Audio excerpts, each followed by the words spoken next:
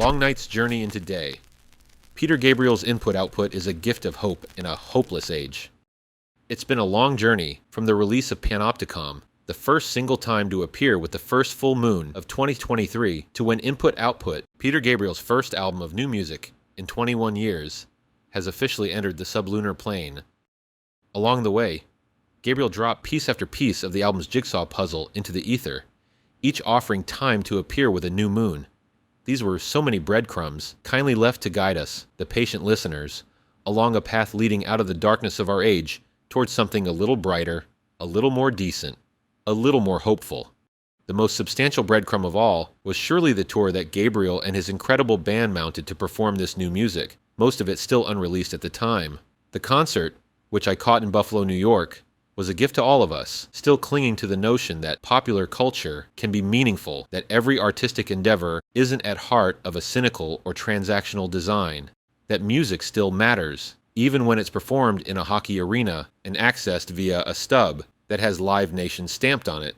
And now we find ourselves here, clutching a golden ticket that gains us access to wisdom and empathy, dressed up as art and presenting itself to us as a contemporary oral snapshot of the zeitgeist, which is much, much more than might be reasonably expected from an artist of Gabriel's vintage.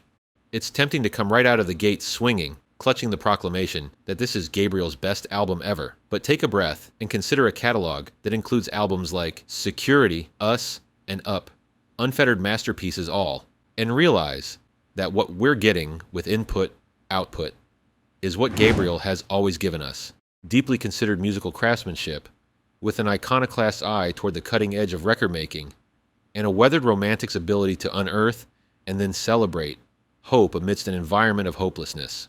So Input-Output is simply another best album ever in a career that's full of best albums ever. The brilliance on display here is multi-hued and multi-layered. The very Gabriel-esque conceit of releasing an album we'd been awaiting for more than 2 decades, one single at a time, at the pleasure of Her Majesty the Moon, already sets the collection apart from the endless attention-seeking of social media age pop artists. What's your hurry? Let this percolate for a while. Let it grow, slow down, and let it enter your life, if you're interested. One imagines Gabriel, the omniscient narrator, whispering. There's the music itself, an ambitious and meticulous melange of grand-scale but earthy balladry, loam-infused funk, mischievous grooves, lush orchestrations, compelling and often surprising chord changes, Gabriel's glorious gift of a voice wholly undiminished, time's passage be damned, and the considerable contributions of a curated list of musical collaborators that includes old friends: Tony Levin, Manu Katché, David Rhodes, Brian Eno, John Metcalf, Melanie Gabriel, and new ones Katie May, Ollie Jacobs, Don E., Josh Shpak, and Linnea Olson. There's the presentation of the album in complementary twin mixes, the Bright Side mix by Mark Spike Stent, and the Dark Side mix courtesy of Chad Blake. There's also an Inside mix presented in Dolby Atmos. Both stereo mixes are vital, and both are paired in the album's many formats: vinyl box set, or individual 2-record sets of each mix, compact disc, and digital streaming. They offer different views of a secret world, one where a subtle addition to, or subtraction from the mix, can reveal a whole new character within a piece.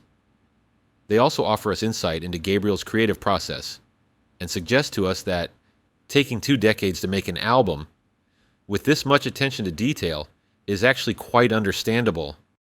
There's Gabriel's decision to engage a diverse array of contemporary fine artists for accompanying artworks based on each song, a series of commissions that Gabriel has said he hopes will add a further layer of meaning and an additional angle of view on each piece of the whole. The album's packaging is as beautiful and striking as the music it's wrapped around. And then there's the beating heart in the chest cavity of this music, that rhythmic purr and patter translated by the humble genius of Gabriel's lyrics.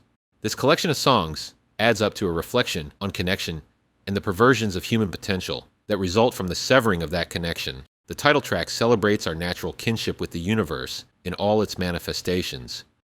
So we think we really live apart, because we've got 2 legs, a brain, and a heart. We all belong to everything, to the octopus suckers and the buzzard's wing, to the elephant's trunk and the buzzing bee's sting. Gabriel sings, capping it with the exultant refrain, "I'm just a part of everything." Implied in this is the idea that death, mourning, grief, and loss are a part of that natural order, and Gabriel deals with all of them throughout input-output's expanse in a manner suffused with understated dignity and grace. This might suggest that input-output is somehow an album redolent of despondency and gloom, but in fact, it's to Gabriel's eternal credit that the opposite is true. The sum effect is an exultant, generous, kind, irreverent, searching, wisdom-infused music that elevates listeners willing to immerse themselves in it. If there is a greater gift that music can offer than this, I'm unaware of it.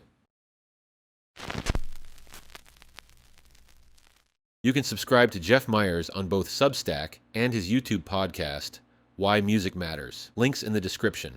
Thanks for watching Rock Buzz. Help us keep rock alive. Please hit like and subscribe.